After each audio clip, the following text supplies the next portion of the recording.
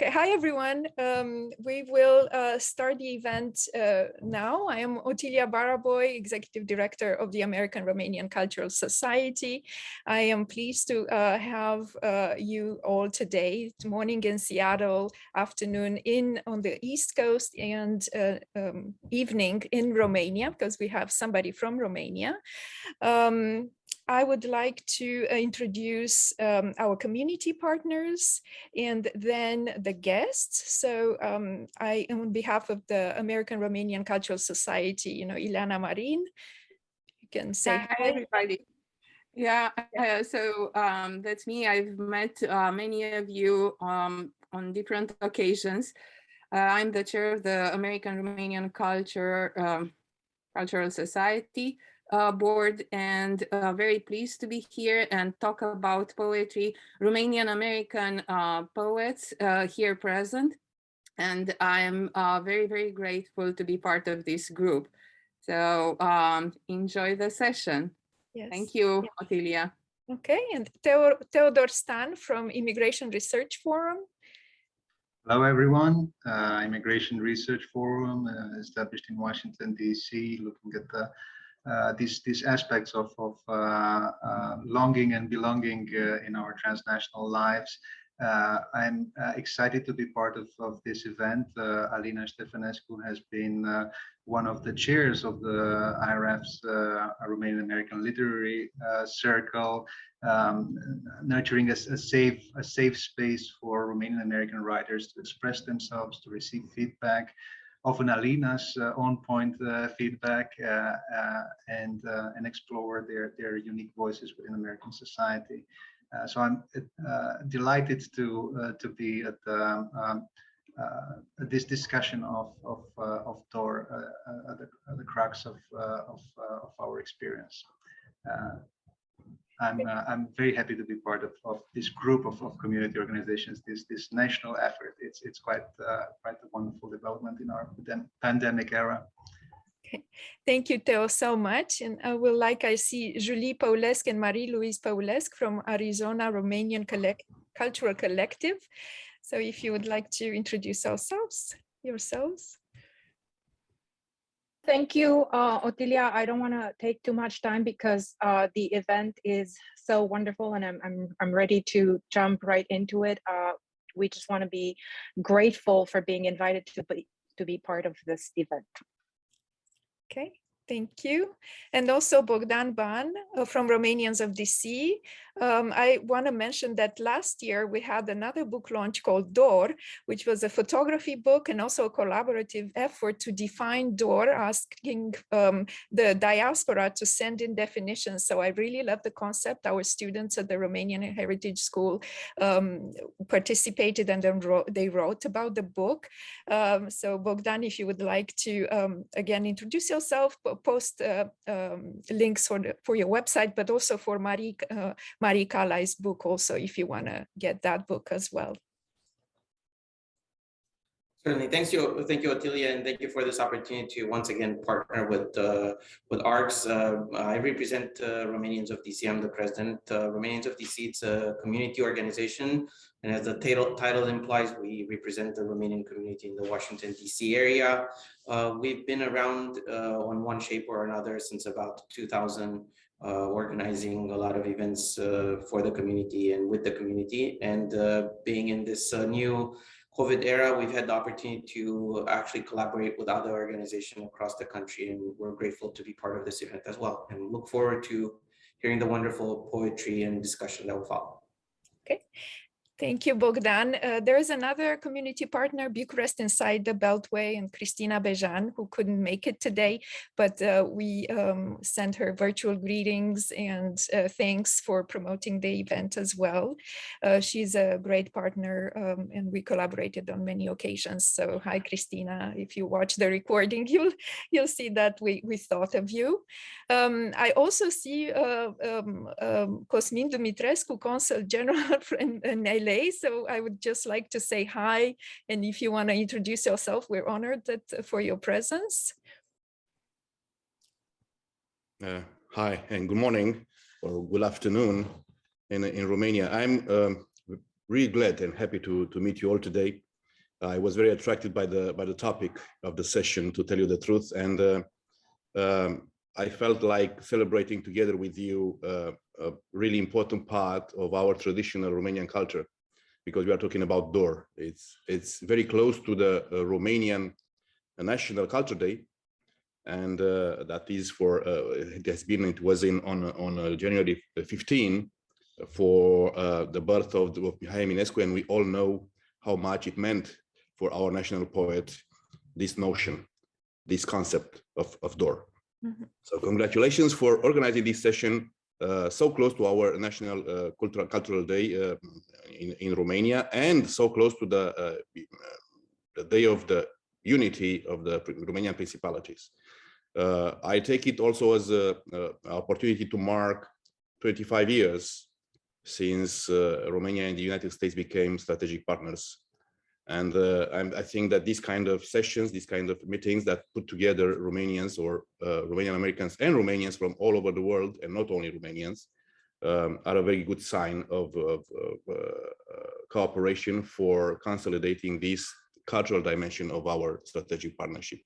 Congratulations. The Council General of Romania will also support you in all these endeavors, and I'm looking forward to see the topic, or to hear the lyrics and the comments, and I will take the liberty to interfere because it's a very dear topic to my heart. Thank you.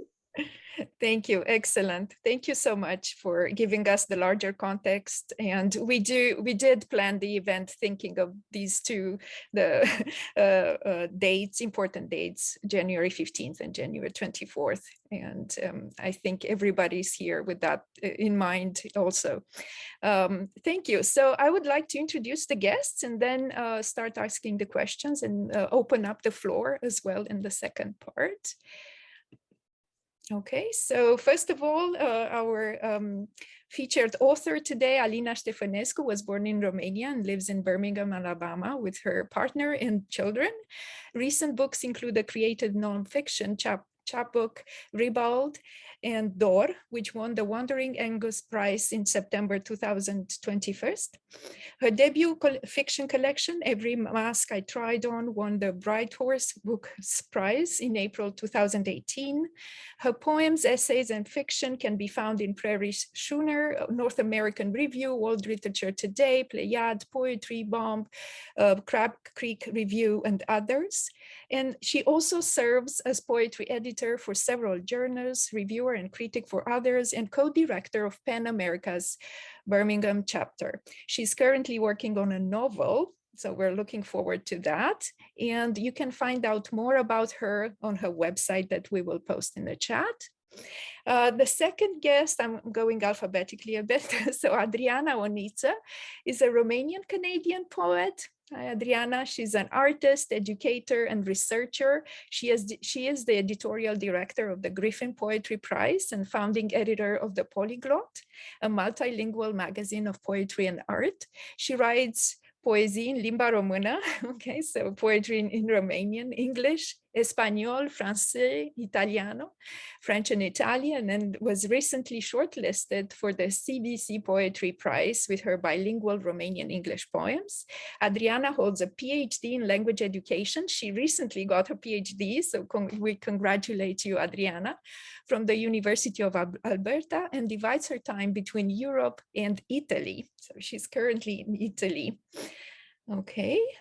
Then our next guest is Cristiana Grigore. She's a writer, researcher, and founder of the Roma Peoples Project at Columbia University. Cristiana, please post the link in the chat, an initiative that spotlights Roma peoples and expands Roma studies by examining topics such as identity and stigma, mobility and displacement. She's writing a book that explores how her immersion in American culture enabled her to grapple more fully with her Roma or Gypsy ethnicity. Her writing was published by the New York Times, and she writes periodic op-eds for Newsweek and other media channels. Her work has been featured by Vogue, CNN, Al Jazeera America, PRI, and Voice of America, among others. And last but not least, Andrew Davidson Novosivsky. I knew I was gonna, I was gonna have difficulty pronouncing the name, although, is a teacher. So Andrew is a teacher, poet, and translator from Arizona, currently based in Bucharest. His Romanian language poems have been appeared in Poesis International, Tribuna, Poetic Stand, and others. His English language poems have most recently appeared in a Pre-City Press, and his poem, The Taste of Freedom, was nominated for the 2020 First Pushcart Prize. He has been invited to read his poems at festivals such as Poezia de la Bistrița in 2021, and Bucharest International Poetry Festival, Iași International Festival of Literature and Translation, in reading groups such as Republica and the Blecher Institute.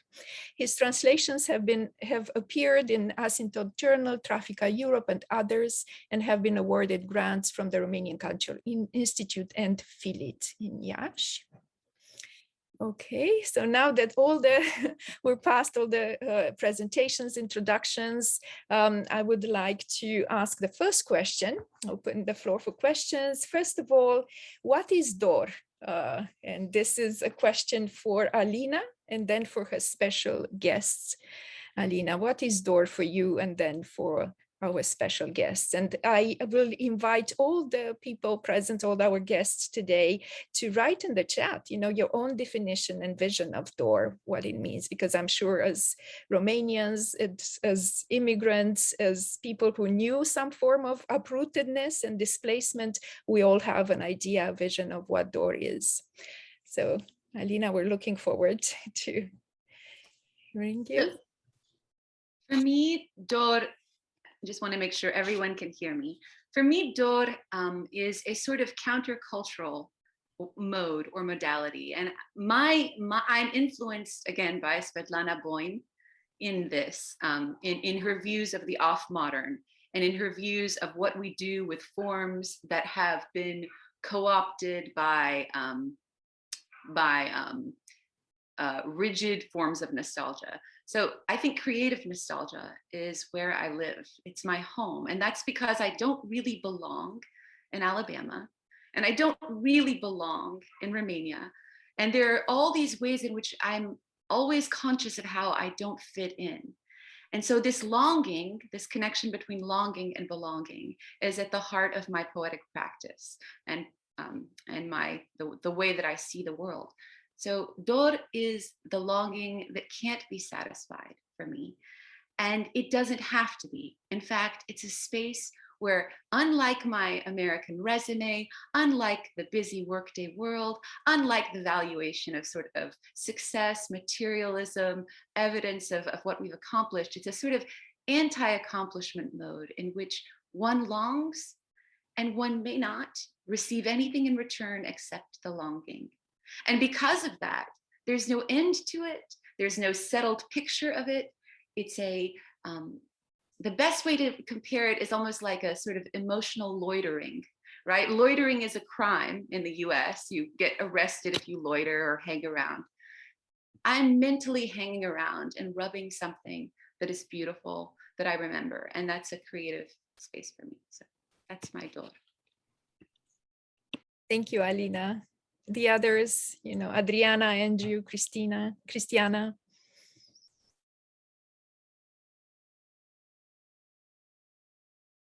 Adriana, would you like to go next? Or Sure.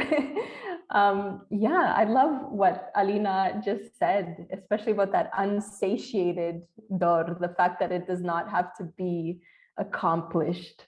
And I just recently wrote a poem about DOR. It's a bilingual poem in limba română and English, and I talked about DOR, how it's really about that presence absence, like the absence of zambile, lalele, narcise. It's the impulse to lift a book by Liliana Ursu and rest in the bathtub pretending it's a butoi filled with sunwarmed rainwater. It's the way I drain that water and briefly remember to forget Majilava, where I'm from in Romania. It's also the way, my mother walks Collingwood Road in Edmonton, wishing it were Calea Victoriei, then walks Calea Victoriei, wishing it were like it was, cu case de modă și cafea turcească. it's the mistake of leaving a casa. It's the mistake of going back. And it's also the mistake of requesting a window seat. So it's really fascinating. I'm happy to be here and discuss this word that has us so enthralled in so many languages. Thank you, Adriana. Christina or Andrew, Christiana or Andrew.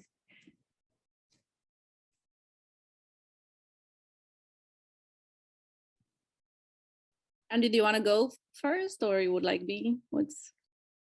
I haven't decided yet. Have you decided who should go next? I'm happy to. Go ahead, please. So for me, door is two parts of it. One is how I conceptualize door and how I look at door and how I experience door. And the way door is, when I conceptualize it, is really at the heart of the Romanian language. It's a delightful concept. And I like the fluidity of like sadness and joy. And it's a state of mind that represents connection and relationship while being distant from the object you're longing, or the person you're longing, or the space to access. Now, the way I experience door is a different story. As a Roma person, I have a complicated relationship with the Romanian space and the Romanian identity. And I often find myself in a place of experiencing door through distance from door and from absence. And so rationally, I understand I should miss places that were familiar to me and experiences that I had in childhood. But I am like, I don't miss it. And sometimes it feels empowering, and sometimes it feels completely strange, and like there's not the attachment you would expect to have. And so oftentimes I experience doors through the emptiness of having this feeling. And there are times when there are glimpses of it. And it's like, yes, this is so familiar and this is so me. And at the same time, there's like, you know, like when the light during the storm, it's like the light is on and then it goes off and you're like, oh, it's on and it's so exciting. And it's a connection and belonging. And then it's off again. And we're like, oh, it's not there anymore. So I think it became clear to me that there's this profound distance when I gave birth to my son. And I immediately felt like speaking with him in English. Like there was no nani nani, there was no soothing words in Romanian.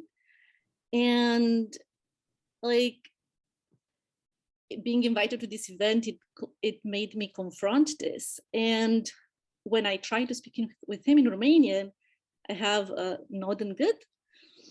So there is an emptiness, but behind it, there is a lot of emotion that is not processed and that is complicated. So yeah, that's in a few words what door means to me. I hope to get to the point where I can savor Romanian language in my relationship with my son and others, and get closer emotionally, not just rationally, as it's oftentimes sadly the case now. Thank you, Christiana, for offering us this perspective. we will explore as the discussion progresses, what door means for the national collective, psyche of Romanians and also other nations around Romania. And Andrew, your position is very interesting because you were adopted you live in Romania now. So as unlike most of us here, your journey is kind of backwards. You went back to the country we left from. So what is your vision of door? Yeah, so door for me is a word that that I encountered as a young adult. It's not something that has these familial and like deeply historical, like personal history. There's not like a deep connection for me with the word, but the concept is something that I think we all that everybody can identify with. And when I was looking at the chat now, I'm seeing people from all over the world who are probably just as qualified to speak on the subject as I am. So I'm very excited to hear what other people also have to say about it. But for me, it was the word itself was something to be played with as a person interested in literary translation, to find solutions. And it was nice at the beginning of translating Romanian literature into English to have this kind of, I don't know, like an obstinately like a word that escapes so much the English language, then it kind of opens up everything around it. At least in the text, it opens up everything around it to try to come into that concept, which again I think is ultimately universal. And so for me, this door has always, and as it relates to longing and belonging, is something that's essentially creative to me. And I think similar to what Alina and Adriana and Cristiana were saying, it's something like it's something that you work on and doesn't get resolved. Belonging doesn't happen and stop. Dor is something that I think is spatial but also temporal, and there's no belonging that just is and that's it. It just never happens for anybody. So thank you so much, Andrew. Excellent, especially from the perspective of a translator.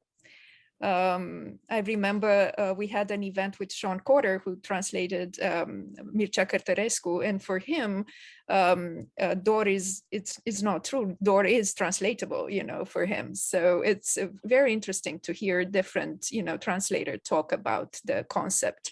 And also how it transfers, it can transfer in other cultures. Going back to Alina now. Alina, why did you choose to write about Dor? And Dor, the book starts with the definition and the etymology of Dor, coming from Latin, sharing this root from Latin, dolus, durere, but also dorință, right? And the various definitions you give to the concept, but also forms of, music and historicities actually as well. So can you tell us more about the idea of writing the book and also your approach? I think the best answer to the first question about the idea of the book would be when I read some poems, including the dedication, that Dor, this book cannot define Dor. And so I tried to sort of move in this space that left it as a creative space. When I speak of homelands, when people ask me how I identify, I often say the homeland in my head. For me, that's a space that doesn't exist. And I don't think it will ever exist, right? It's not Romania at some point in time. There's no ideal that it was and no ideal that it can be if something X or Y happened. It's a creative space. And so that it's tied very much to that. But music is tied to it as well. And in this book, music is tied to it because of the word fuga. And because when my parents defected and left me in Romania, I think it was I was a year old, and when they fled, and it was a few years before I saw them again, the fuga, we joke that they taught me how to run. That was if they taught me something, it's how to run, disappear, fuga. And so the fugue itself, the fugue form, does this interesting thing with counterpoint and with the introduction of subjects that complicate it, but also using the same. And so the fugue became a sort of mode when writing these poems. My son was also working on box fugues at the time. And so that was pouring through the house. So you had this kind of highly disciplined fuga. Then you have the almost disciplined fuga of what my parents did, although they wanted to go to Yugoslavia. They did not want to come to America. And they couldn't get to Yugoslavia where they could have blue jeans too. So then they said France. France was the next goal. And America was in a way the most horrifying and frightening because it was so far. It was a whole different world, but that's where we all ended up. So dor is, I think, because this word is used so often, I wanted to sort of also just write into it and imagine it in different ways. Okay, so Alina, would you like to share a few poems with us? I will start with the book's dedication, which is for my father, Doru, whose name is rooted in longing and who made a home for us there. I miss you, like missing words. I miss you as if the act is inherent in the naming. And maybe Romanian is the only language where longing is a homeland, where longing is so reliable that mothers name their sons longing to keep them nearer. So I'm going to read Pickled Plums, and this is for Carmen, who I don't know if she's here, but she mentioned it yesterday. So Pickled Plums. I dubbed them. So my mother tried to bring plum seeds from Romania to plant plums in Alabama so that we could have suica and other things that we couldn't find in Alabama. This was in the what I call the Romanian Republic of Alabama, or our home in Alabama. And none of them worked. None of the plum trees worked. I think they needed a partner. Anyway, there was a lot of fuss for many years over mom and her plum seeds and her plums. So Pickled Plums, I dubbed them. These 3 citizens of my womb, the ones I didn't deport.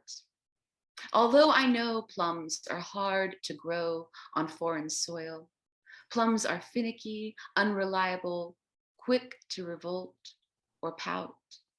Like my mother, I planted a Romanian plum sapling in the northeast corner of the yard to keep evil away.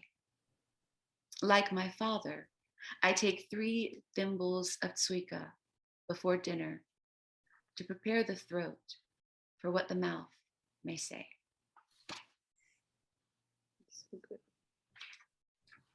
And the next, I'm going to read, I think, 3 more. The next 2 are going to focus on an issue that comes up a lot in Romanian diaspora, which is abortion.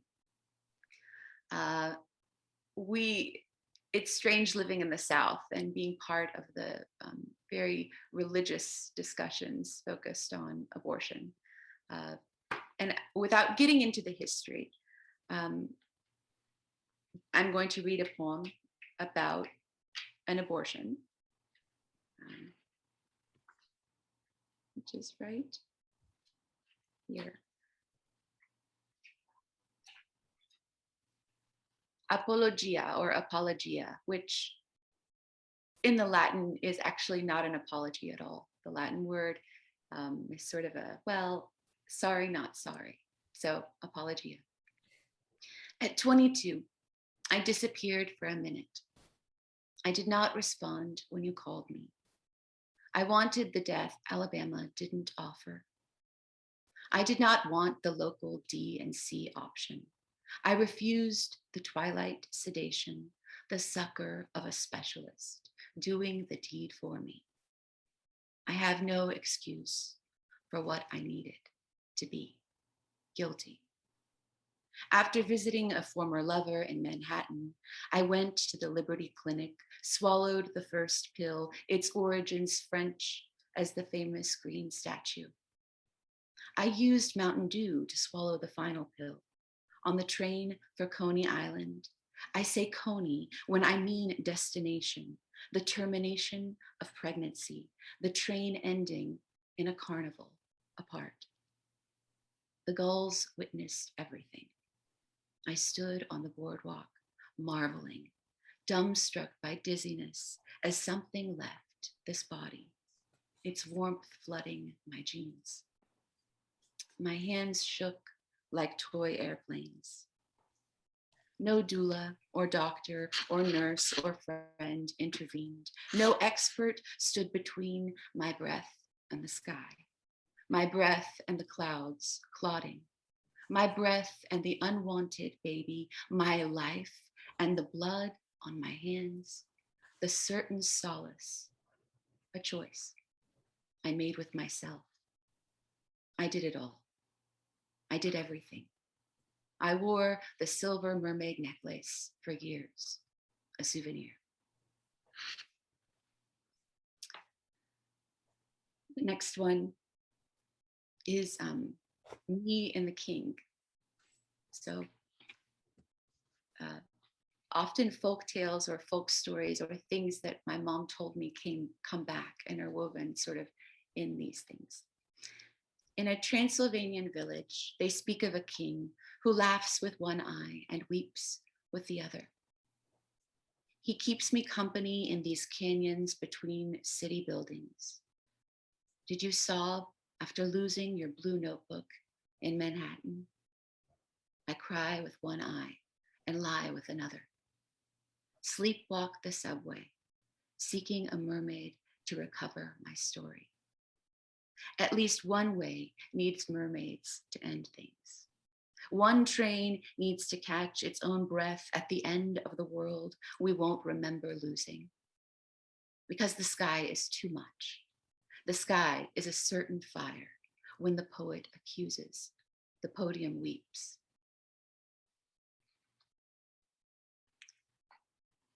Those were darker or have a different light in them. And a lot of the poems I think in this book are, so I'm trying to find one that is a little bit less sad, but I'm actually not going to do that at all.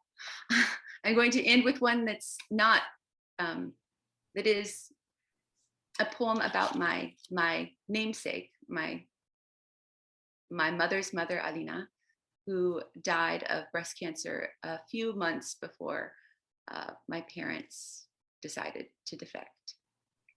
And my mother died several years ago, and there's a way in which there's a dialogue. My mother missed her mother immensely. So this is called Playing Possum, and it's after Bayard Rustin, who is one of my heroes, I think, in the US as an activist, but also as a thinker and as a queer Black writer who saw the future in so many ways. So, Playing Possum. This is my mother, newly dead, Mom says. She died without suffering. I fondle the photo of my maternal grandmother playing possum. A dead possum in a ditch is called roadkill. A possum who's just playing is not yet carcass. The women in my family will play anything to make you wonder, just to see what you'd say about us then. The woman in the photo is my namesake. The photo taken by the man she met and married in med school. It was he who administered the final morphine injection when cancer claimed her brain. He did this without telling their daughters. He consulted none, invited none into the living room of the Transylvanian cottage he drafted and built by hand. It was her green dream house. He did it because she wanted to remain herself. She made him promise. She made him promise again. She said, "If you love me." He signed her request with a blue fountain pen from Czechoslovakia. The contract hid among papers, letters, photos he preserved, images of her naked breasts, arms raised above her head. His Alina, winsome, hungry, amorous, and finally, faceless, two gray hands locked in languor over her chest. An Orthodox cross laid over V-shaped limbs, a flock of birds on their way to the Danube. "I am an atheist now," my grandfather announced. But no one believed. No one believed a man who hated God so faithfully, could ever come to disbelieve himself. This was Ceausescu's Romania. The dictator ruled from posters with iron fists. I know hate and hope are kindred, knit through our palms. And these lines in my hand, a silenced mutation. I'm going to stop there. Thank you. Wow. Thank you so much, Alina. I think we're all moved and under the impression of your beautiful poetry. And I don't know if there are questions in the chat, but if you would like to address them directly to Alina, we'll have 10 minutes to discuss or hear your reactions, comments, questions. I would love to make a comment and ask a question because as I said, I've read all the poems Alina posted online, and I found something that they share, and that's a rhythm, a cadenza, a caesuras, a pattern, alliteration. So she's working with sound. And also I realized how deep her relationship to music is, because she dedicated several of her poems to modernist American composer Charles Ives, who is more and more known today that he used to be decades ago.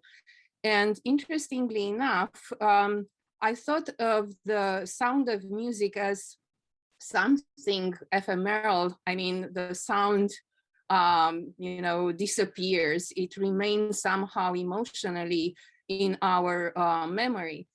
And I thought that maybe the relationship to music is something like an objective correlative. I don't know, for your emotions. Can you explain that kind of relationship, which is obvious if we analyze your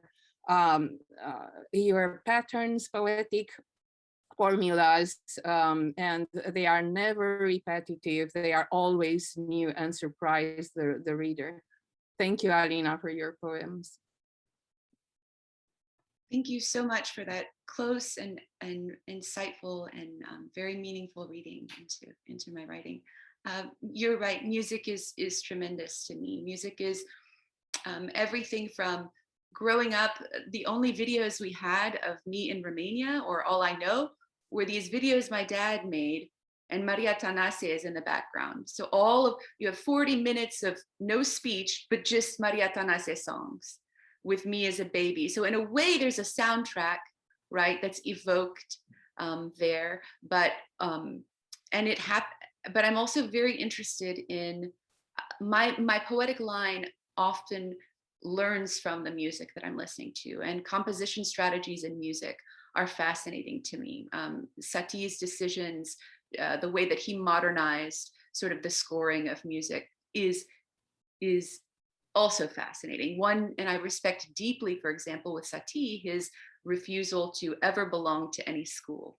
The minute the Impressionists claimed him, he was gone. Dada, here for a minute, move on. He was never committed to a school or to an ideology. And for me, the freedom to just create and to challenge the way that the world is seen is the avant-garde mode that I'm most comfortable with, rather than one of a particular school.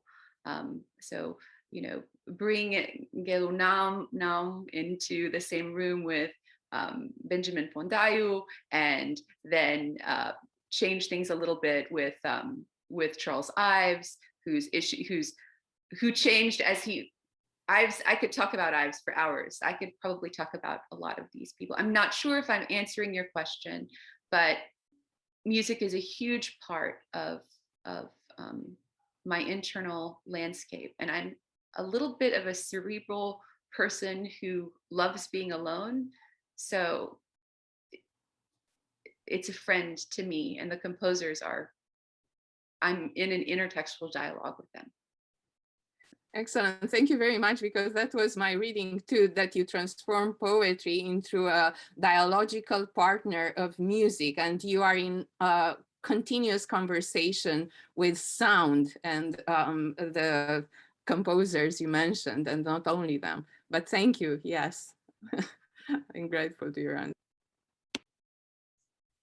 Yes, Domnica Radulescu. Hi, Domnica. Yeah. Thank you for coming. Hi, sure. Alina, your voice is so important, as you know, and your voice is always very fresh and very startling, and something of a roller coaster of emotion and linguistic experimentation and novelty. Do you think that you bring anything from to go in tune with what has been said about music? In any way you bring any of the melody of Romanian, or even syntax? You know, there are a lot of us writers who write in English as a second language, and I think bring something fresh, and you definitely bring something so unexpected in your poetry, and as I said, in this power of your voice. So that's my question, if you think that anything spills over from the Romanian language actually into English. I think it does. I think for me, the Romanian language has these little intimacies. So when my child drinks soup, they're drinking supica, right? The objects themselves are modified and made tender. I tried to explain to my husband how because he would complain, why are you and your mom always speaking Romanian? And I said, because everything in the room becomes a sweet and small thing when my mom is referring to it and near me. So the way that the Romanian language the way the words hold things, and I think you can see that in the Romanian language. Poetry tends to often have fewer words, or to do more with those words. And I think of your mother's poetry a lot. I think of your mother's poetry when I think of how Romanian poetry sounds to me to some extent when you bring it to English. So I would say yes. I would say a lot of I'm susurita a little bit, and I bring that to poetry with a lot of sibilance. I think is something that I value, but I also hear and think in Romanian often. And so there's a little bit of a translation, especially when I'm thinking of something in the past. I find it in Romanian. And so those words come. Not to mention translations. I've been working on translating George Bacovia, of all people. He's somewhat fascinating to me right now. And Dolphy Trost, who wrote in French, but who is still fascinating. There's a lot of really interesting, I think once you start thinking about translation too as a poet, those formal considerations enter more and more at the level of the syllable and the line and the sound. But thank you for that really good question and for your Thank you so much, Alina. Thank you. And I see Mr. Cosmin Dumitrescu has his hand up. So thank you, Otilia. There are so many thoughts coming to my mind right now. They are also challenged by the chat and by the reactions of Alina and by the questions asked. I personally made some research long time ago, before this era of diplomacy, on DOR and on translating DOR as a notion, as a concept in more languages, and English included, of course. I've seen Alina talking about longing and probably missing as possible translations, or I don't know, results of hermeneutics in her poetry. I would add some other notions that are belonging to the same conceptual area. DOR is liberation, DOR is faith and redemption for Romanian poetry, DOR is parenthood, DOR is awareness and belonging. That's why DOR is not untranslatable. It is translatable, but with a lot of phrases, not words. This is how DOR becomes an essence of Romanian traditional culture. And there are these things that I would like to ask Alina. Do you tackle DOR also from this perspective in your poetry, or at least are you inspired by this kind of interpretations of DOR from the religious point of view, from the family point of view? And also, please let your husband know that you're not only thinking in Romanian, but you are always dreaming in Romanian, because we can only dream in our mother tongue, and that's scientifically proved. Thank you. And just one, it slips to my mind right now. Your parents did not defect; they fled, because defection includes treason, and I'm sure that they didn't do that. So they only fled from a dictatorship. Thank you. thank you, Mr. Dumitrescu. And also, Alina, please feel free to respond. Right? I just see a lot of hands up, but go ahead, Alina, if you'd like to answer to that. The defection part is interesting because of the historical records and the fact that their citizenship was taken from them by Romania, and there were court cases that were the reason I came to the U.S. And so that is, the defector was the charge that was lobbied against them. So it's a complicated. I think the word is strange, but I'm trying to work on some essays about it. So that's kind of a longer topic. There are definitely poems in this book that I didn't read that are about family, and they include going to, they include, in the context of my family, now my American Romanian family, and and the family that I grew up in. So the one that is evoked in this place called Romanian Republic of Alabama. So I tried to talk about the bonds there in that space, and I really appreciate the reminder that there are many different phrases, and I like that definition. There are many phrases. It's not just one thing. That was very, very, very insightful and helpful. Thank you, Alina. And you talk in your book about the DOR words. You know, there's a lot of DOR words in your book, right? And I was thinking of music.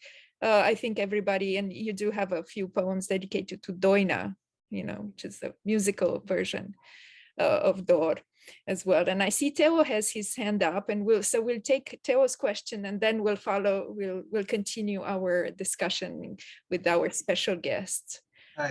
It continues. It's a continuation of the theme that was discussed. So I looked at the words in the poem Memoriam for December 21st, 1989, and it ends with Mama s-a terminat.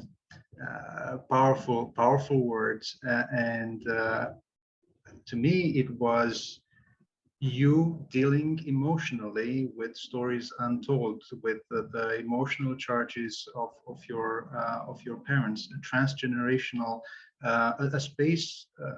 Door as a space where we come to terms with those transgenerational traumas and we transform them. And I look at the book and I wonder if it was intently as an arch from childhood to motherhood, because some of the last poems are about your children and how this experience and how your emotional realm transfers to them, I believe.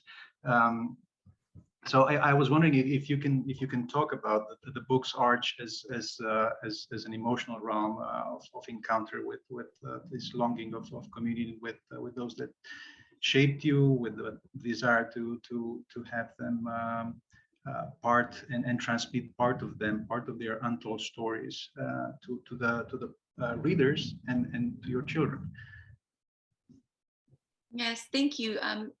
You know, for me, and at the risk of gendering it, to me, it is Romanian is the motherland, because it's the language that my mom used to tell us the important things. In other words, the things we needed to know about the world when we were in public, the things that would keep us safe. And so that was a real, hearing Romanian and hearing my name in Romanian is like a mother cat sort of licking me. I feel safe in that space. I can't describe it. It disarms me every time. And the poems move, I think, in this gesture towards beginning with my mother's death, Alina, to me being left in Romania, and then my parents going to the US and fleeing, and then my mother's death, and me being a mother in Alabama. Suddenly I lost my motherland. The way in which my mother carried a lot of those traditions, and the role that she played was something I inherited, right? The matriarch of the family. And I'm very uncomfortable and uncertain. I don't know how to play those roles. My husband makes the best sarmale. He knows, he's the one that, you know, kept her recipes for ciorba de vacuța and all of those things. He keeps her alive in that language, which is a language that I mourn, that I'm not as familiar with. So in a sense, there's a reconciliation with both my mother and her ghosts, my ghosts, and an attempt to keep them near, to I don't know if that answers your question, but being a mother for me is part of the inheritance. So, I don't know if that helps. Thank you, Alina, so much. I just want to also, one of your poems reminded me of Eva Hoffman's definition of the Polish version of Dor, Toszka, I think it is, and she defines it as a phantom pregnancy of something, carrying something you lost, carrying it with you in your body at all times. So it reminded me of this. And also I'd like to ask our special guests, what is the place of Dor in their own creative process? And then we'll explore the issue of untranslatability. You know, is Dor really untranslatable? So Adriana, Andrew, and Christiana, please feel free to go as you feel comfortable. You know, there's no particular order. I'll pop in, why not? Thank you, Alina, for that beautiful reading. Just moved me to tears. Like, it's one thing to read the word on the page, and it's a whole other thing to have you read them out loud. So I appreciate that. And I love what you just said about Dor in relation to a language that we mourn or that we grieve. And so Dor in my artistic practice and even in my research really has to do with language loss and language shift, especially in the Canadian context, where I spent about 22 years. That's where I did most of my schooling and so on. So even though I'm coming at you today from Marsala in Sicily, I researched language loss in the Canadian context. So, and it's interesting because in that context, language shift and loss is defined as when like individuals abandon their native language as the principal language spoken at home and adopt another language. And I began to question that, both poetically and through my research, like is abandon the right verb? And what about adopt? A abandona înseamnă că ai avut o alegere de făcut, nu? A adopta also means that you had a choice and you consciously made it. But through my poetry, I questioned, like, what if your limba materna s-a ascuns out of fear in your body? What if it still lives inside you at that cellular level in your body's home, adânc, așteptând momentul potrivit to resurface? And so I'm writing now a series of poems about other so-called untranslatable words, not just dor, but dor informs everything, doesn't it?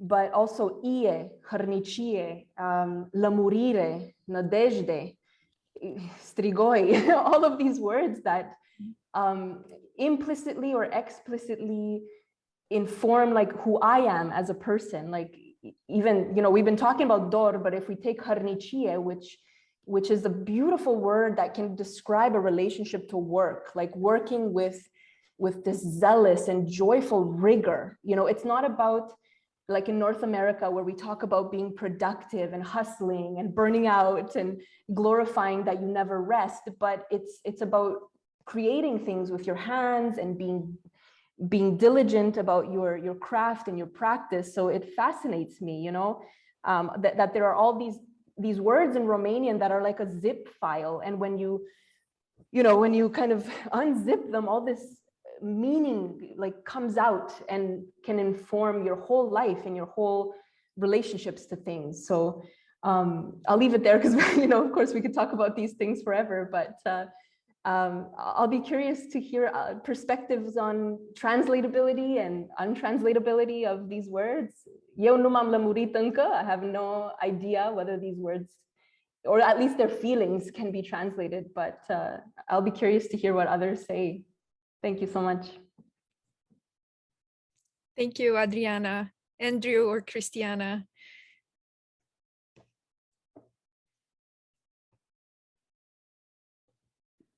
I'm happy to continue. Yes. Perfect. So first of all, I just want to say that this is such an enriching conversation, and I'm just in awe to listen to your perspectives and stories and experiences, and to look at the chat. It truly gives me just a great perspective, and it makes me analyze how I look at this through my experience and my work. I think, Otilia, like when you asked the question, I just had so many feelings surfacing, and the first thing that came to mind, wait, what? Why does it have to have a role at all? It just had like, took a step back and imagine like a teenager fighting with their mother, and expressing a lot of resentment and anger and just very intense feelings of rebellion and like, I don't need you anymore. And it almost like, if I look at Dor as really at the core of the Romanian language and just a mirror into the like Romanian emotional life and identity. And I actually, last evening, I spent some time looking at mother tongue and the idea of mother and the idea of speaking a language. You're born in a country and you speak that language. And I didn't speak Romani language, which actually, last evening, I was thinking of how the Romani language was taken away from my family through forced assimilation. So in a way, the Romanian language is the language of the oppressors that made us lost a part of our culture, because being on the Romanian territory for so long, obviously the Romanian territory and my family, especially on my mom's side, is also Romanian. So it's not like one or the other. You know, I'm also very much Romanian. I'm very much Roma. So that was taken away from me, right? And from my family, just with the exception of a few words. So, so looking at it through the perspective of mother tongue and Dor as being at the core of it, it really made me think of a mother that is quite absent, even neglectful, towards their Roma children. And from that point of view, it's almost like make me say, you didn't love me, you didn't embrace me, you didn't make me feel good and worthy. Why would I should care about you at all? But it is in the intensity of the feelings that I realize there is a connection. And as much as, you know, my American New York life, I reinvented myself and build more layers to my identity that are farther and farther away from my Romanian identity. Reading Alina's poems or talking with my Romanian friends and nurturing the connections with them, I'm like, oh, this actually means a lot to me too. Cozonac or sarmale or the expression cu drag or dorință, but it is through a space of disconnect. So, and it's a part of me, like when you say this, like, why should I miss a language that is part of a culture that enslaved my people? Why should I miss a language of a country that is still bullying and discriminating and treating us as the other? Why should I miss a language and miss and feel Dor? What should I miss? Should I miss the secrecy of not being able to be fully myself? Should I miss the feeling of hostility or at the most passing? Because otherwise I will never ever be accepted as who I am. What should I miss? Going to the church and reinforcing the low status of my family, and no matter what we do, we will always be the gypsies at the margin of society. What should I miss? So, it's intense. And there is a lot of work to be done, not only at the individual level, but at the collective level. And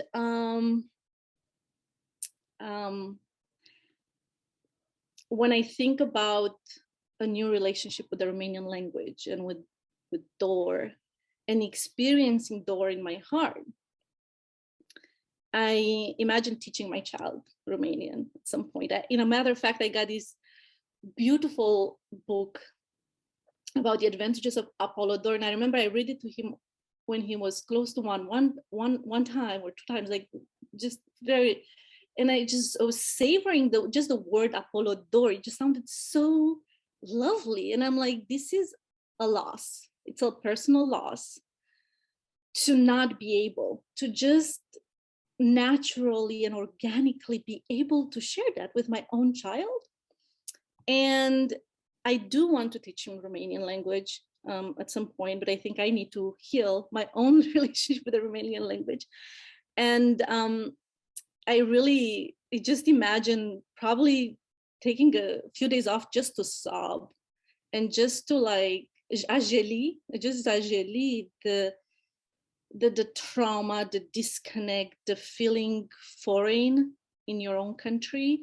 My exile started long before I came to US. In a matter of fact, it was easy for me to be in the United States because I didn't have that immigrant experience that most people have of loss. Like, what loss? I was always lost there.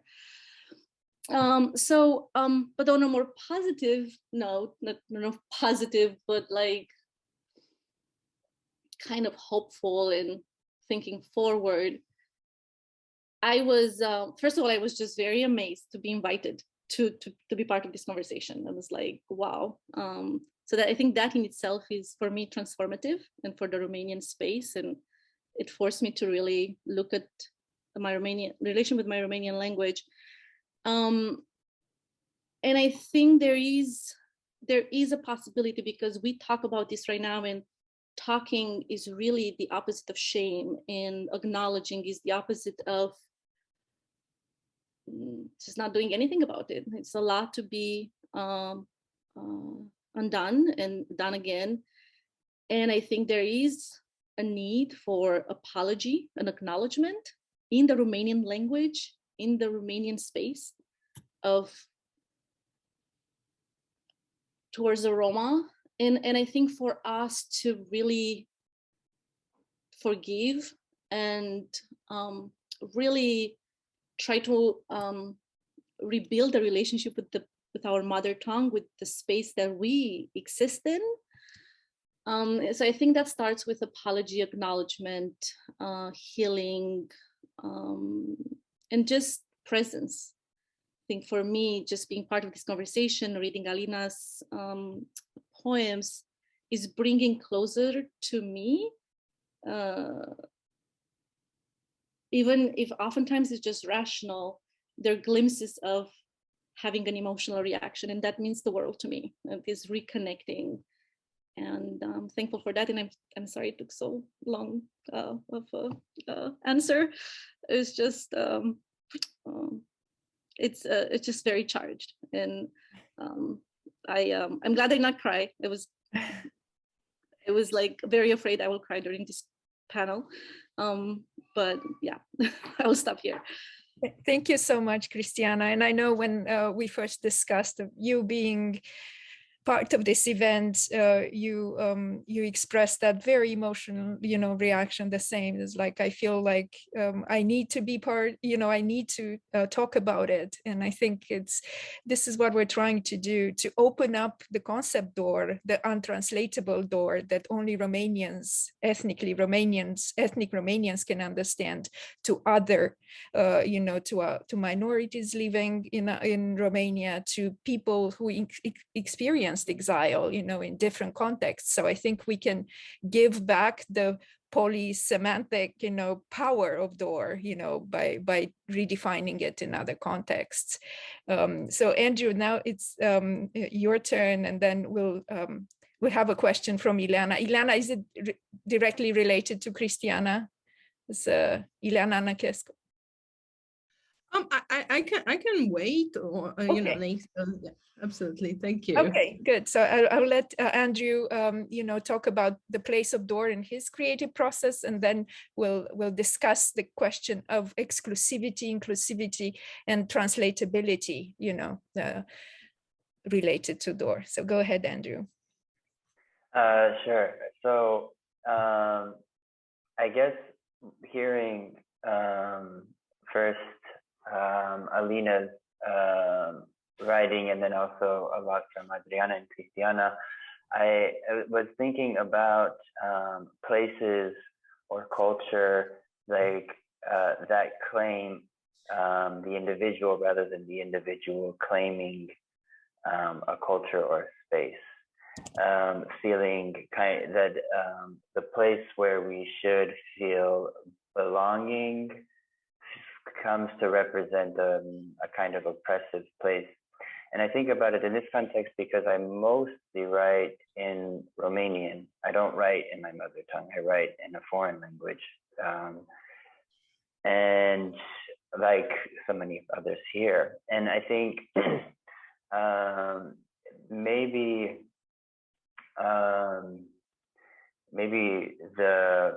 in this context with writing in the creative process, we're finding for something to long for, and when we're already claimed by another, for me, English or the United States, if I can put space between me and that space, then I can create something that I do long for and something that I can claim for myself once I've freed myself from being claimed by a language. Because the idea of, I mean, the mother tongue, of course, it comes with so much intimacy and so much, so it comes with so much, I don't know, for some of us tenderness, for some of us abuse, and so on. But once you maybe getting away from your mother tongue is when you have space to move, because all of the other words are so heavy and so loaded, and so they're connected, like to so much things that are pleasant or things that are unpleasant, but in any ways they seem kind of maybe immobile. And so I guess if to answer the question about how Dor factors into my creative work, I guess it's about creating something to long for. Yeah, I think that's the way I can relate to it. Thank you so much, Andrew. And so Ileana, if you would like to ask your question now, if it's directly related to what the guest said, and then we'll move on. Sure. So for me, I kind of hesitated to attend the event because I'm a little bit aware of the history of claiming Dor as a irreducible Romanian concept.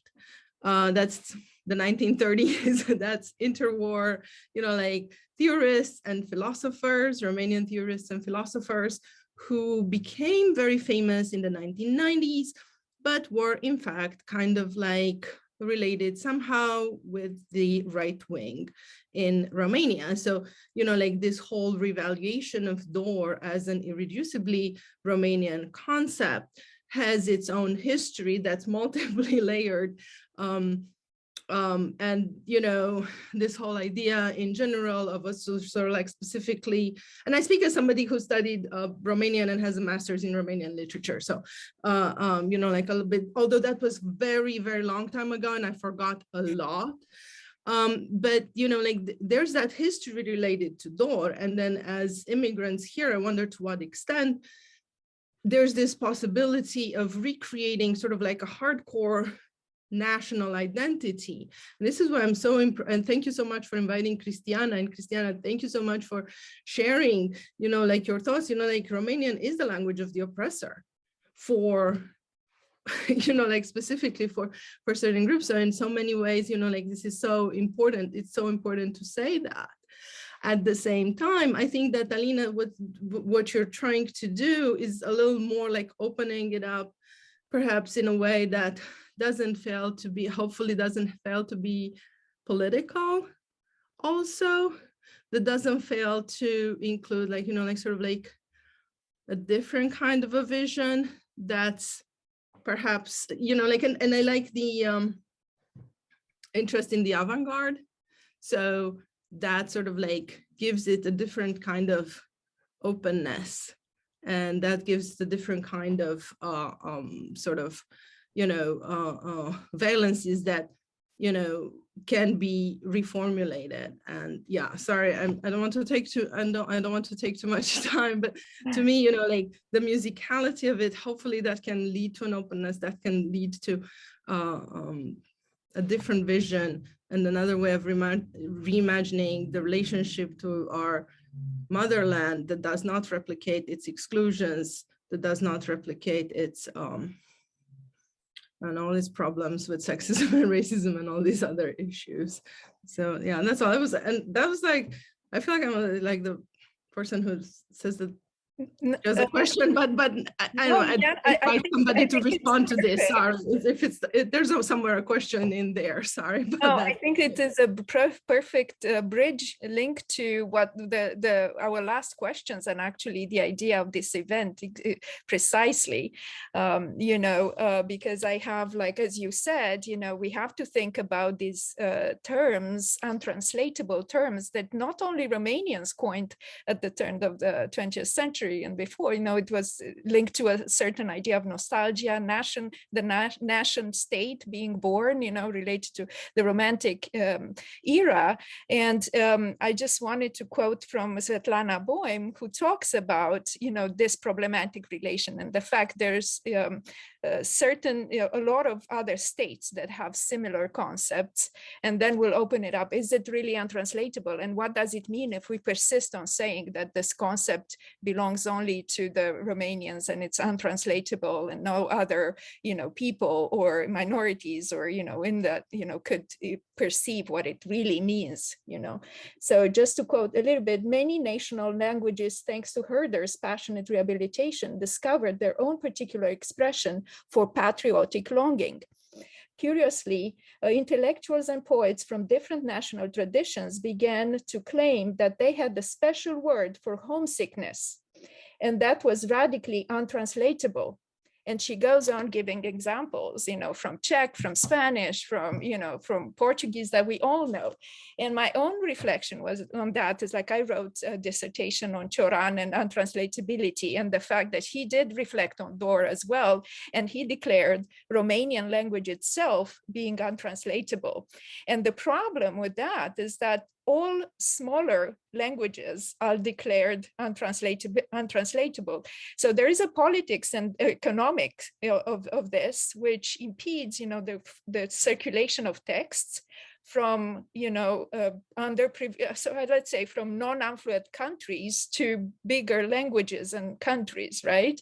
But for Cioran, you know, he created this whole like personal mythology around Dor and untranslatability that allowed him to hide what he wrote in Romanian and to censor what his text, you know, where he addressed the so-called Jewish question. So we need to be aware of this, and we need to bring, you know, and I think what the authors do today and our guests, you know, we're kind of heading into that direction. Is Dor a term that could describe the diasporic experience now? We need to kind of take it out of the context of the nationalist, patriotic, you know, idea of nostalgia and belonging to a certain landscape and geography, and bring it out in the open to describe for us here, you know, in the diaspora, other modes of being, of relating to home, to our homeland, wherever that is. And I must tell you that our students kind of at the school presented on Dor, and they were in groups with Russians and Spanish, you know, students, and they all related, and they adopted the term, you know, and they said, oh, this is something that speaks to me, right? So I think we kind of need to adjust it, right, to make. We're talking about translation being cultural, and there is a kairos, right? The right moment, right? Words evolve depending on the context and the history, right? So now it's time, you know, to stop, you know, kind of exploring how his work, we can open up the concept and question its untranslatability, right? Ilana, yes. And that's my question to the others, you know, let's talk about translatability now and untranslatability. Is Dor really untranslatable? But just one last thing. And speaking as a historian, I think it's great that we're revisiting Dor and its multiply layered connotations. But to me, and I'm speaking as a historian, there are parts of the Romanian experience that are, you know, like I find like just equally difficult to translate, but there will be more mundane things, such as, for example, Curtea Blocului. Those of us who grew up during Ceausescu's time kind of remember that, right? Or I don't know, that if you say something like cele mai înalte culmi, that's immediately people will know what you're talking about, right? If you're saying, and that's only a very superficial sort of layer, you know. So, you know, these for me are more like related to a material sort of and historical experience. But anyway, so yeah, that's all. Sorry, Alina, please go. Thank you. Go ahead, Alina. Yeah, you have your hand raised up, and the others. Yes, I was, oh, and I put up another hand. Sorry, let me lower my hand. You know, I am very interested in translation that is not, I think faithfulness is a really funny word. It's a word that nationalists love a lot. It's a word that all kinds of reactionary regimes like to use. It's a word that sometimes religions will use: faithfulness, fidelity, this sense of purity in your relationship to a language or to a word. And I love translations right now that are creative translations. So when we talk about translation, we're often meaning this perfect matching between a word and a few words in another language. I think we can do that. I mean, yes, it matters, but translation is also much more interesting and voluminous. And I'm right now much more compelled by conversations in which the translation includes this riffing, this playing, this updating, this continuous churn, this energy, right, that maintains motion, to stay in discussions which focus on the static use of a word, is to use and borrow the modality that ensures a sort of regressive view of history. And it commits us to a relationship with the horror, I think, of those things too. So in some sense, I challenge myself. Another word, wife. I don't like the word wife. I don't like the word wife at all. To me, the word wife holds so many things that are subservient, that involve something that is not about partnership. And there's a lot of different ways in which I think that word, what it connotes, like other words, is not pure or clean or I don't know, or easy. So I guess what I'm trying to say is, going back to Boehm's argument and going back to translation and to the meaning of words and to the uses of language in history and the uses of language, whenever a government starts to use a word as part of its anthem, you can ask questions. You can ask questions about what freedom means when America says it and when we speak English, which is the language itself that was used to dispossess the original inhabitants of this country, right? So there's no, the challenge to find a pure language, I think, or a language that's untainted by what it has done to others, continues. I'm not sure that language exists. What I'm sure of is that language changes,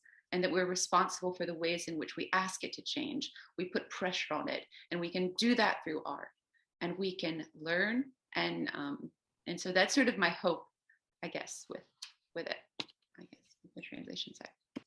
Thank you, Alina. Thank you so much. And Andrew, as a translator, I think there's somebody has a question for you, but also if speaking, of the untranslatability of DOR, and then we'll open up the discussion for anybody on any topic. You can ask our guests, Okay, thank you, Irina, for the question. I guess I'll come to it later when we open it up, and for now discuss translatability. I think translatability is kind of a bad word too.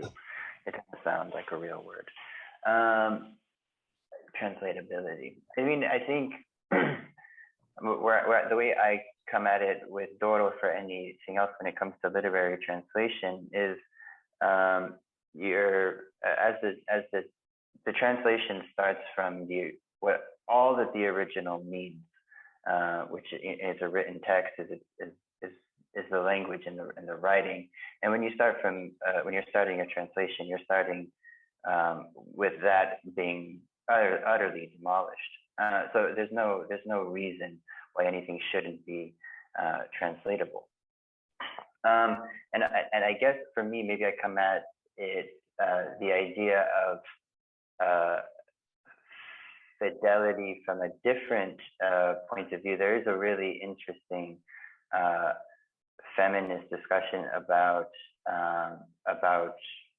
translation and about it being about kind of the original creation being masculine and the translation being feminine. It's a really interesting discussion about because it does come with these terms, with these ideas of fidelity, and that one needs to be subservient. And then I like what Adriana says here: the original is not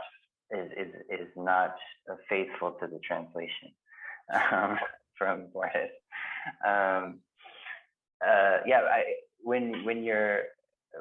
There's no reason why anything should be untranslatable. And then we kind of talked about this a little bit at the beginning. I would remember something that Theo said about German and French culture, which now we consider to be these large international cultures, universal cultures, and what makes them this is that they're talking about universal issues. And when you insist that dor is something that is strictly Romanian, you're putting the culture in as small a box as possible. And yeah, so this goes, and it's interesting what you mentioned, Otilia, about Cioran as in making this really, maybe perhaps a really grand statement about Romanian being untranslatable to kind of get out of trouble. Right. And that being like the precursor of like, okay, that's it, Romanian is untranslatable, when maybe that was ultimately kind of self-serving, the statement that was made about it.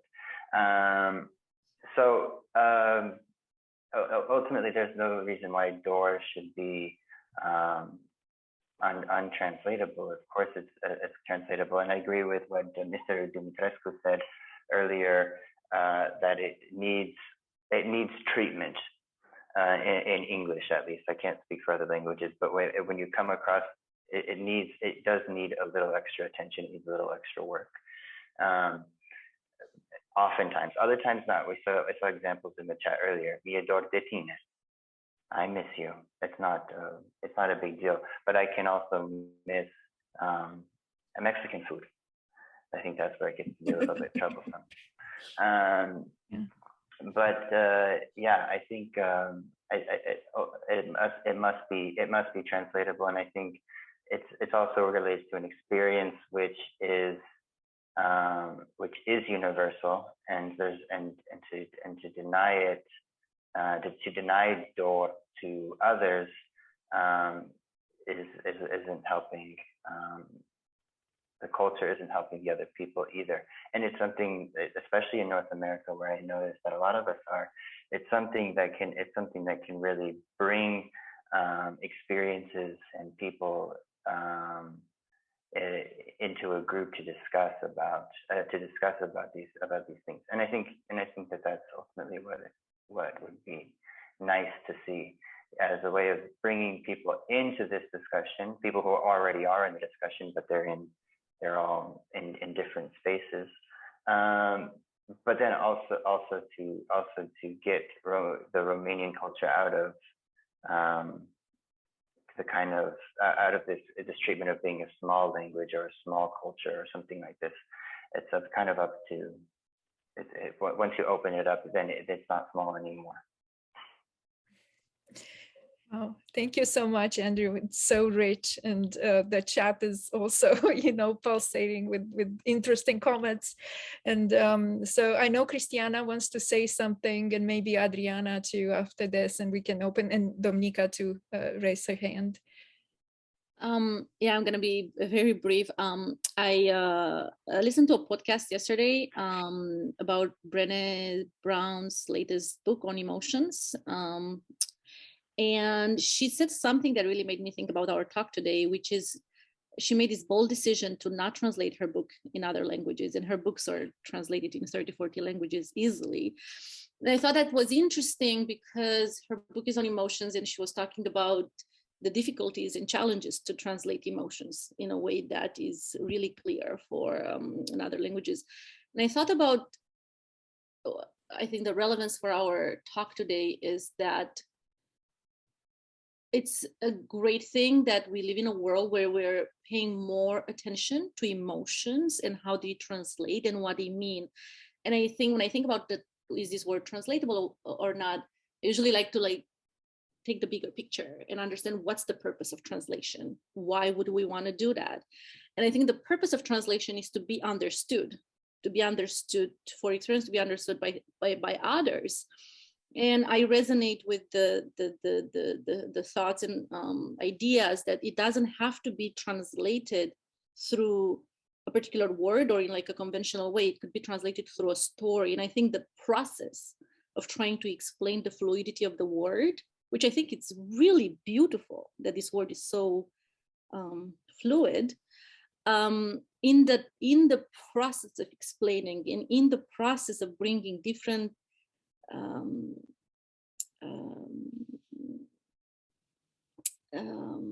elements of it into the conversation, you become understood. It doesn't have to be a final definition and one definition, but I think the process itself, trying to explain and understand, and the storytelling of it would accomplish its mission. So I just wanted to add that. And for me, I think Dor is really a mix of, which I think is really cool and that can be appealing for a foreign audience. I think it's like really a mix of I miss you and I love you at the same time. So it's rich and complex and worth celebrating. A mix of desire and longing and pain, yes. And Adriana, I would like you to just to say your, because you wrote so much on untranslatability, untranslatable words, and then Dominika has a question, and then many others. So we'll open the questions. And thank you for staying a little bit longer. I think it's really wonderful. Thank you so much. I will be brief as well. I think the point of words is to, question them, trouble them, challenge them, take them apart. So that's why I'm so grateful for this conversation and everything I've learned from Otilia, Lina, Cristiana, Andrew, and everyone else in the chat, because I live to change my mind in a way. And perhaps, even a week ago, I thought of Dor differently than now, and it's going to keep shifting. And I would just like to end by saying, Alina in Dor, in her book, in one of the poems called Ovid as a Bruise, she talks about how the word for missing becomes a bruise, the hidden bloom in a stone's mouth. And I think of those stones found at Costești. I'm not sure if you all know, but there's these stones called trovanți. Don't know if I'm saying it right, but the stones appear to at times grow and shift. They're not just stones, they're literally moving. And so I think of Dor as those stones and as what Alina said. So I hope that we can continue to have these conversations and keep shifting and making sense of this word together across languages. Thanks for the opportunity. Thank you, Adriana. Dominika? Well, translation is really what ensures the survival of texts. Without being translated, texts disappear if they just stay in their original language. I suppose the larger languages of circulation like French, English, Spanish, they do have larger circulation, but it's one of the oldest intellectual occupations of mankind since the oldest texts, right? The first translations were of the Bible, the Quran. Well, it's said that the Quran is not really translatable, but I don't believe that anything is. I agree with Andrew. I don't think anything is untranslatable. And also I think everything can be sometimes hard to translate. And I do question a little bit the idea that well, the way Romanians, the way we are so stuck on the untranslatability of Dor. And what I like about Alina's poem is that while she celebrates the uniqueness of this word and of its richness, she also opens it up across cultural boundaries and makes it accessible while also bringing in a very specific, the cultural specificity where it comes from. But I think it's there are, in all the languages, there are words that are hard to translate, and yet a translator attempts to render them in the target language And there are translations that focus more on the target language and others on the source language. And I guess, Alina, since you talked about the creative translations, those focus more on the target language. They're, as the French say, traduction cibliste. But there, I don't know, the Spanish have many words for the word corner. Why is that? All the languages have their quirks, and maybe dor and a few others are the Romanian quirks. No, saudade is known to be very similar in Portuguese and means the same. Nostalgia too is a good parallel. I think it's important to both appreciate the intensity of this word, that how intense this word is for us Romanians, but also to not get too stuck on it and give it, let it breathe, let it go, open up, and do not be so intent on stressing its untranslatability, but rather thinking that, yeah, we can, even if it takes 5 words to explain in English or in French what it means, but the common human experience is going to get it. You know, that's why Alina's poetry is so powerful in this, because it's not, she translates it very well in poetry. Actually, I think her whole book of poetry is a gorgeous translation in many ways of the many layers of this emotion, feeling, and word. Thank you.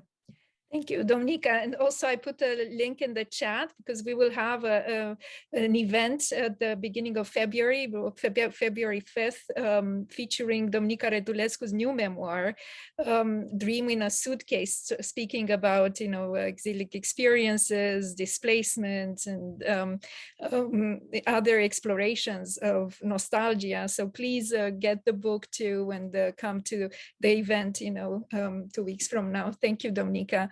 And I think we have hands up here at Monica Cure was first, and then Cosmin Dumitrescu, Consul General, and also Teostan. And then we'll wrap up because we're a little bit over the time. But yeah. Yes, hi from Bucharest right now. This was a really wonderful, hi Andrew, hi, a few of you have familiar faces. One of the things that really is coming to my mind, especially with Alina's wonderful book, is actually this thought that, you know, I was someone who was also born in Romania, but then came to the States as a baby, basically 2 years old. And for people like us, and then I realized not just us, dor is something you fight for. Like, it doesn't actually just happen. There are a lot of people who never really developed this consciousness, really, of what dor is, of this, this thing that we're missing, this thing that's always beyond. And it's something that you actually have to actively chase in order to experience. It's not actually this passive thing that just you're born with. I think that's something that is really important to bring to the forefront. And, you know, as I was listening to Cristiana, like, that's something that really, I think is such a valuable perspective, because it is conflictual. And I think for a lot of Romanian Americans, especially when it comes to race, being white in America, it's kind of like, well, it's so easy to not be Romanian. It's so easy to not have that be something that others see.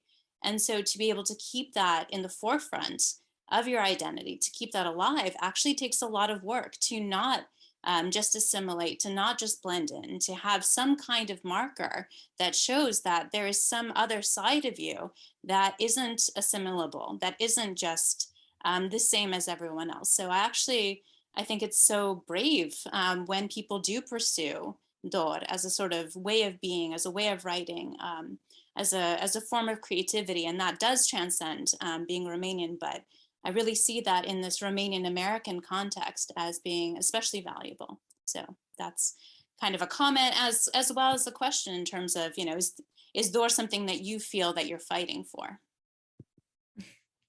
Wow, I love this. Yeah, Dor being something we need to fight for. Yes, we do. Thank you so much. Mr. Dumitrescu and then Theo. Thank you. I reiterate my statement from before that nothing is untranslatable. If it would be, that would be impossible to be in my profession. We are using in diplomacy basically translations. The Italians have a very nice expression when they are talking about translating and interpreting literature. They say, I quote, traduttore traditore. So the translator is somehow a traitor, because you can translate anything. The biggest challenge is to keep the meaning, to find a correspondent meaning in the target language. And that's the most difficult thing to do, usually in arts, in literature. At the same time, we know that people all over the world think the same. If we take the theory of Noam Chomsky, of the transformative grammars, we see that that tree that we all study in our universities about the noun phrase and verbal phrase and so on, we found the same table in all people thinking all over the world. So people think the same, but they do not feel the same. And that's the challenge of the translator, to find the corresponding meaning in the feeling of the target public, or public that is our target in translations. And I also say that we use translation not only for making ourselves understood, but we are mainly doing that for sharing our values, our cultures, for sharing our progress, because translating is making people working together, even if they have different cultural backgrounds. And that leads to progress. And most of all, that leads to peace, not war. So that's how complex translation is. That's how important translation is in the world, because languages are most important parts of forming a community. We all are communities, smaller or bigger. Nations are the biggest communities in the world. So it's like having to be a community, you have to have a common language, common ideals and goals, and common social values. This is how important language is, and this is how important making them compatible. And we find that compatibility by translating. Languages do not belong to categories of people. They belong to communities, they belong to nations. Some people of those nations did bad things. That doesn't mean that languages belong to them. Because I heard before one of the speakers saying that, I don't know, Romanian is the language of the oppressors. No, Romanian is the language of Romanians. In Romania's history, there were some oppressors, but I don't feel like one. And I'm sure that my daughter doesn't feel like one. So sharing for progress and peace, that's why translation is important. Thank you. Thank you so much, Mr. Dumitrescu. Very rich, and I know that there are reactions in the chat to this. And Theo, I'm letting you ask the last question, and I would like Alina to have the final words, since it was her book that brought us together. I will take this occasion just to continue that thought, and also Andrew remarked on certain aspects. An earlier conversation actually that we had.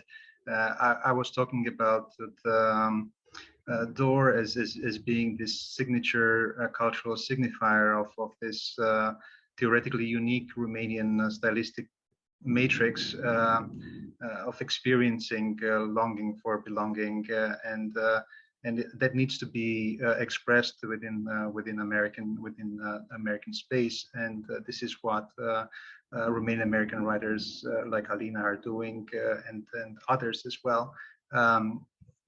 But what Andrew was referring to, and what our discussion was about, was actually related to Lucian Blaga's the trilogy of culture, and what distinguishes minor cultures from major cultures. That's why he was referring to France and Germany. And I think the main distinction is the universality of the topic.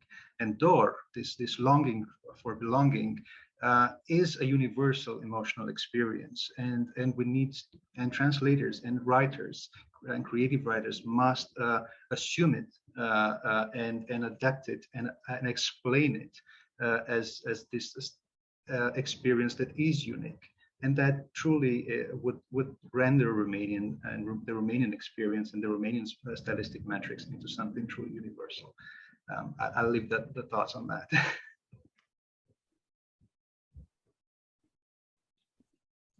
So thank you. Thank you so much to everyone for being here and for talking about this complicated legacy of the word, and that includes what it means to us. What a word means includes all of the legacies that it evokes. And as someone who grew up and still lives in Alabama in the South, the lines of belonging are very clear here. And you can live here your whole life, and if you and not belong, right, according to the cotillion version of the world and the debutante version of the world and the hidden VIP structure that exists here. That's true in so many spaces, and it varies in so many countries. And for me, because Dor evokes something that I've never experienced, right, and it's a homeland in my head, it doesn't necessarily evoke a settled place.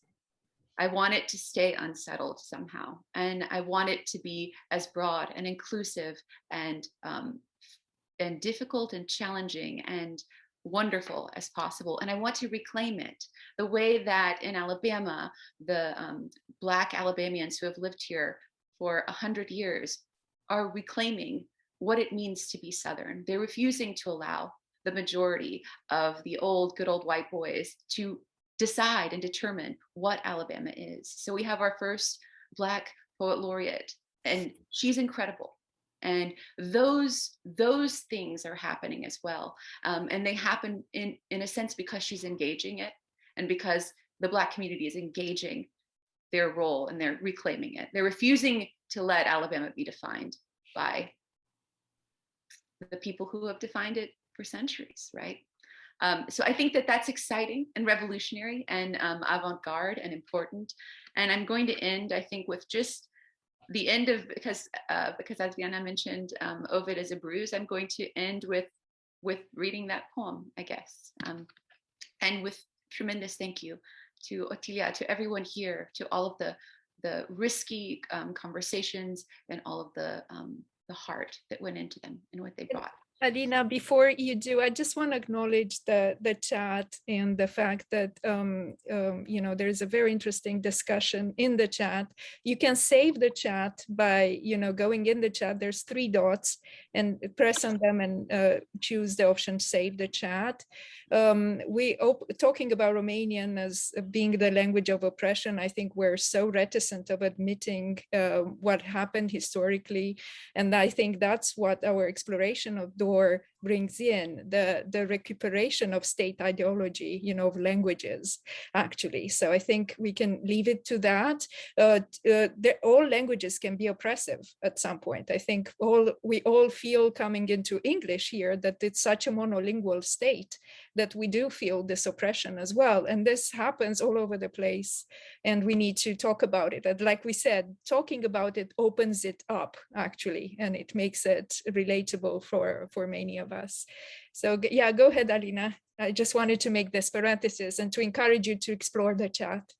Yes, and I want to add, I saw somewhere the mention of the queer, the lives of people who are queer in Romania and the LGBTQ community in Romania. and the role that the Orthodox Church plays in defining how genders exist or how they're allowed to. All of those things are deeply important and meaningful. And they're conversations for me that inspire me and light a fire in me that wants to relate closer, in a sense, to Romania, because I want to do something. I want to reclaim it. I want it to be a space where that can exist. So I'm going to finish with Ovid as a bruise, and again to thank everyone.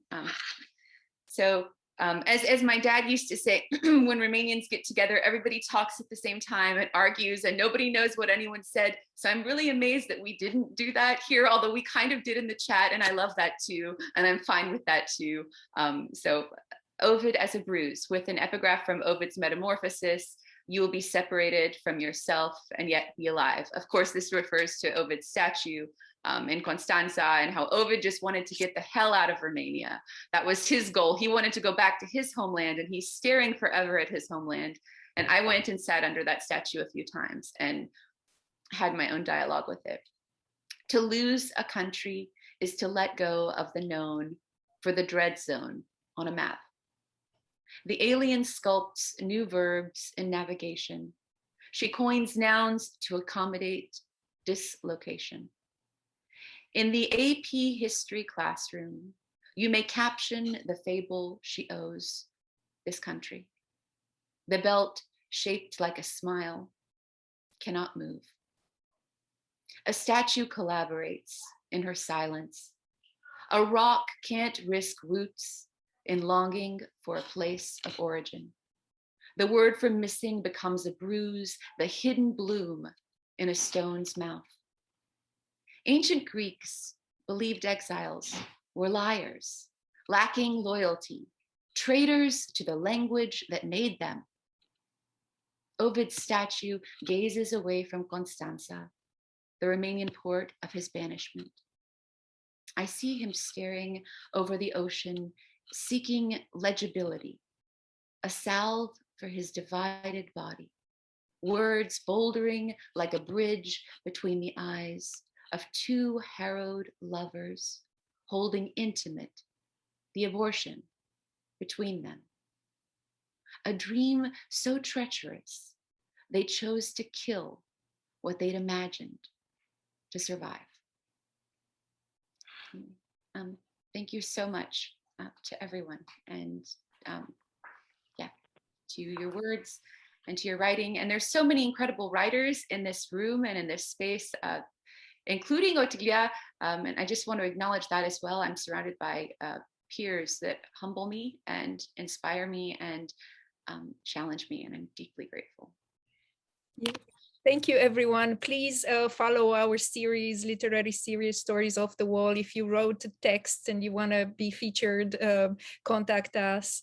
And I hope to see many of you on February 5th. I would like to thank our special guests, Alina, for your wonderful poetry, our community partners, Mr. Dumitrescu, for being here. It's such a joy. Usually we don't have a representative, like an official representative, especially be engaged and, share. That's really wonderful. So yes, so please let us continue this honest discussions about what hurts, what makes us whole also, and about the complexity of who we are here in the US, displaced, and how we're looking for meaning in our community, in other communities as well. So thank you so much, and see you soon. And I'll have the recording, I'll post it on YouTube. And please don't, I will also save the chat, but you can do that as well. Again, I'm very humbled of the discussion for this generosity, where you spent 30 minutes extra, I know, on the Saturday. And I'm very grateful. Thank you. Thank you, everyone. Bye. Thank you. Thanks. Bye. Thanks so much, Otilia, Alina, and everyone else. Congratulations, everyone. Thank you. Truly a terrific discussion. Thank you so much. And thanks for all the warmth and support and perspective. It's really meaningful to me. We love you, and we're so glad we're on YouTube. Thank you. I will post it on YouTube. Yes, it will be accessible. Thank you. Thank you, everyone. Bye. Congratulations. La rivedere. La rivedere. Weekend frumos. La rivedere.